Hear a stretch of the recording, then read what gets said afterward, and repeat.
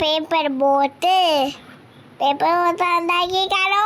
Yes, paper ബോട്ടുകൾ എന്നും ഒരു നൊസ്റ്റാൾജിയാണ്. ഞാൻ ഇവന് ചേച്ചനും ദേ പുറത്തു പോയി വന്നപ്പോഴേക്കും അബ്രോണും അഡോണയും കൂടി നിറയെ പേപ്പർ ബോട്ടുകൾ ഉണ്ടാക്കി വെച്ചിരിക്കുന്നു.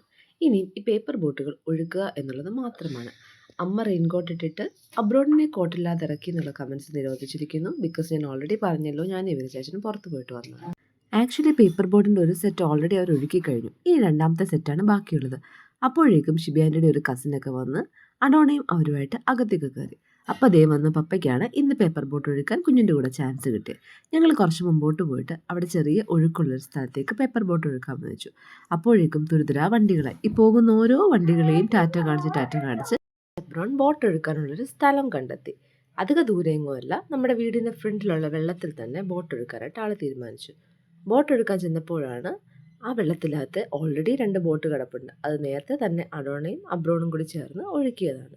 ആ ബോട്ടുകളൊക്കെ മാറ്റിയിട്ട് അബ്രോണിൻ്റെ പുതിയ ബോട്ടിന് പോകാനുള്ള വഴി രാജൻ സെറ്റാക്കി കൊടുത്തു.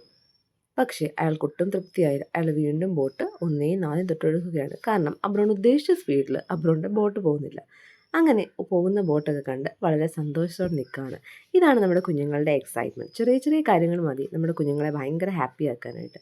എന്നാൽ ഒഴുകാത്ത ബോട്ട് വളരെ കഷ്ടപ്പെട്ട് ഒഴുക്കാനാണ് ഇവിടെ പപ്പയും മോനും കൂടെ ശ്രമിച്ചുകൊണ്ടിരിക്കുന്നത്. അങ്ങനെ വളരെ കഷ്ടപ്പെട്ട് ആ ബോട്ട് ഒഴുകുന്നത് നോക്കി നിൽക്കുമ്പോഴാണ് വേറെന്തോ അബ്രോണിൻ്റെ ശ്രദ്ധയിലെത്തുന്നത്. എന്നാൽ അതൊക്കെ കളഞ്ഞ് വീണ്ടും ബോട്ടിലേക്കായി ആളുടെ കോൺസെൻട്രേഷൻ മുഴുവൻ. ഈ ഒഴുകുന്ന ബോട്ട് വീണ്ടും എടുത്ത് ഒന്നേന്ന് വെച്ച് വീണ്ടും അത് ഒഴുകുന്നത് കണ്ട് എൻജോയ് ചെയ്യുന്നു. പക്ഷേ അബ്രോണിന് എന്തോ ആ സ്ഥലം തീരെ അങ്ങോട്ട് ഇഷ്ടപ്പെട്ടില്ല. കാരണം അവൻ ഉദ്ദേശിച്ച രീതിയിൽ ആ സ്പീഡിൽ ആ ബോട്ട് പോടില്ല. അപ്പോഴേക്കും ആൾ വേറൊരു സ്ഥലം കണ്ടെത്തി.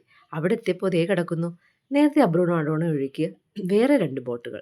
ആ ബോട്ടുകളൊക്കെ എടുത്ത് വീണ്ടും അബ്രോൺ തൻ്റെ ബോട്ട് എടുക്കാനുള്ള പുതിയ സ്ഥലം കണ്ടെത്തുകയായിരുന്നു. കുറച്ച് വെള്ളമുള്ളൊരു സ്ഥലം നോക്കി അബ്രോൺ തൻ്റെ ബോട്ട് ഒഴുക്കാനായിട്ട് തുടങ്ങി. പുതിയ സ്ഥലം ആൾക്ക് നന്നേ ഇഷ്ടപ്പെട്ടു. ബിക്കോസ് അബ്രോൺ ഉദ്ദേശിച്ച പോലെ തന്നെ ബോട്ട് ഒഴുകുന്നുണ്ട്. ഒഴുകാത്ത ബോട്ടുകൾ ഒഴുക്കാനും അവനറിയാം. ഒഴുകാത്ത ബോട്ടുകളെല്ലാം പതുക്കെ പെറുക്കിയെടുത്ത് ഒഴുകുന്ന വെള്ളത്തിലിട്ട് അത് ഒഴുകുന്നതിൻ്റെ സന്തോഷം കണ്ടെത്തുകയാണ് ആളിവിടെ. സോ ഈ മഴക്കാലത്ത് make paper boats and make them happy. Thank you for watching.